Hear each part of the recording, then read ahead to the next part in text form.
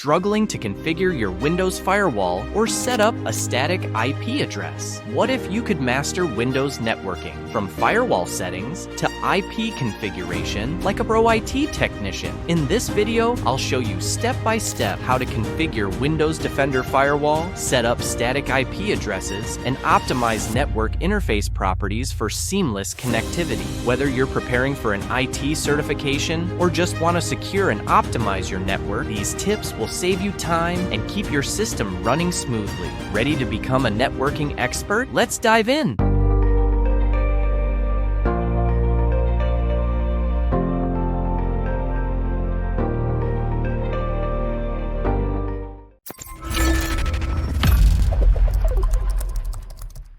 In this last part, on the networking of a workstation, we will see how to set up the Windows firewall, configuring an IP address, and the properties of network interfaces. Windows Defender Firewall settings. And let's start with Microsoft Defender Firewall, which is a firewall installed by default on Windows systems. And this, since Windows XP, the firewall is one of the 2 minimum protection tools that every computer must have, along with antivirus. And, fortunately, Windows provides a very effective firewall. Enable and as Disable Windows Firewall. You can decide yourself to disable the Windows firewall if, for example, you have an antivirus that already contains a firewall. Otherwise, it is strongly recommended not to use a computer without a firewall, because its main purpose is to block incoming or outgoing connections that would be potentially malicious. So, if you hear me talking about firewalls, well, it's the same thing. The only excuse to disable a firewall would be to do tests to see if it would not be the latter that would prevent the computer from working properly. In order to be able to turn the Windows firewall on or off, you must obviously have administrator privileges. Now, let's see how to do it. In the Start menu search bar, type and launch Windows Defender Firewall. In the Firewall menu, click Turn Windows Defender Firewall on or off. You can then choose to activate or deactivate the firewall. Configuration. We will now move on to its configuration. The Windows Firewall offers you several configuration options. You can choose to block all incoming connections so that no traffic enters the system. And you can also choose whether or not the firewall notifies you when there is a block. Exceptions. Now let's move on to exceptions, which are intended to allow an application or service to access the internet while keeping the firewall enabled. In fact, it's a logical rule that allows the firewall to allow traffic that would normally be blocked. This exception rule allows you to allow or block traffic based on application of the port of the protocol, or even incoming or outgoing IPs. Now, let's see how to create an exception. In the Windows Defender Firewall window, open Advanced Settings. Then click on the different rule groups to view all the exceptions that have already been configured. Right-click on a ruler to create a new one. You will then have a small wizard that will open to guide you in this creation. The wizard will ask you to choose the type of rule you want to create. That is to say, program, port, preset, or personalized. For the example, I choose the program and I click on Next. I am then asked if I wish to apply this rule to all programs or to a particular program. The next step is to choose whether the rule allows or blocks the connection. And finally, the last step allows you to choose for which network profile the rule applies. Now, let's move on to setting up an IP address. Very often, when a computer connects to a network, an IP address is usually assigned to it automatically, without the user even having to configure their network settings, even if it is possible to do it manually. IP assignment. This IP assignment is managed by the Dynamic Host Configuration Protocol, DHCP server.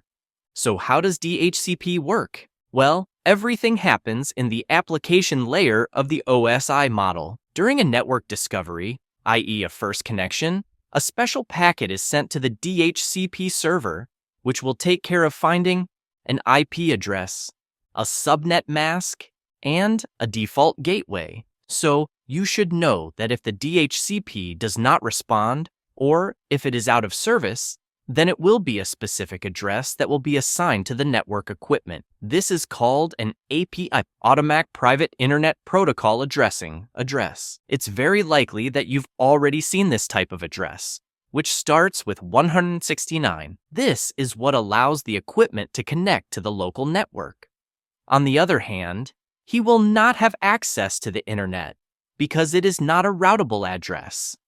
Now, if for one reason or another, it is up to you to take care of the assignment of IP addresses on the equipment on your network. Well, in this case, we are talking about a static IP address.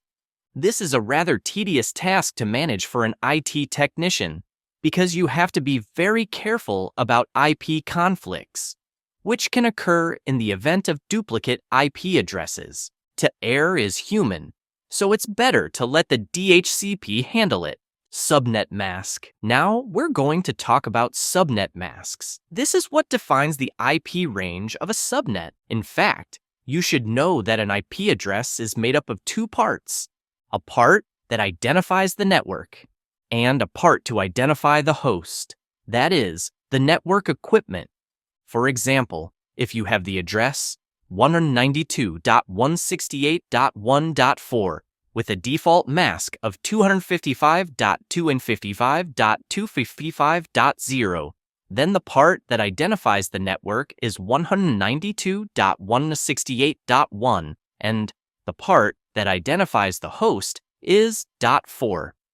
Now let's talk about the default gateway, which is simply an IP address to send all the traffic, which would not be part of the same subnet. For example, it allows you to connect two computer networks of different types, such as a local network and an internet network.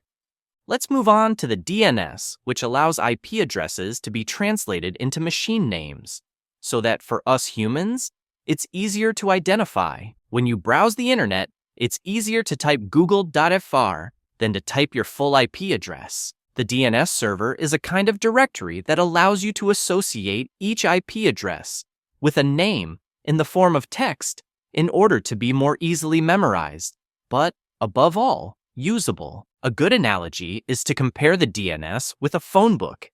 That is to say, to call a person in general, you search by name rather than by phone number, which makes sense.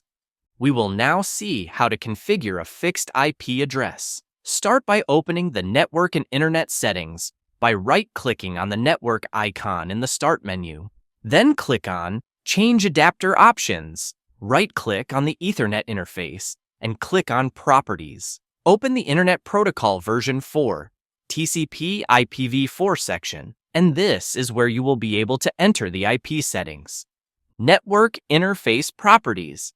Now let's move on to the properties of network interfaces. Wake-on-LAN, and we start with Wake-on-LAN, which allows you to turn on the network equipment without having to press the power button. This function allows the technician to remotely turn on machines without moving in order to ensure maintenance. Let's see how to enable or disable this feature. In the Network Interface Properties, you need to open the Power Management tab. This is where you will be able to enable or disable the feature, allowing the computer to wake up from sleep mode. Quality of service, QoS. And to finish this course, we're going to talk about QoS, which allows you to prioritize traffic. This is very useful, for example, for voice over IP, in order to have uninterrupted communication. It is important to know that not all users of the web are necessarily equal. That is to say that some users will use the internet to watch YouTube videos and others to make phone calls on Skype. These are two completely different types of use because the needs in terms of throughput and latency will not be the same. It is important to use quality of service in order to prioritize more or less important tasks. For example, a person who watches YouTube, well, If the network suffers latency, it's not a big deal, because in the worst case, the video will pause, and the user will be able to resume where it left off as soon as the network is available again. But on the other hand, if a person uses the internet to make a live call, well, it may greatly degrade the quality of the telephone communication.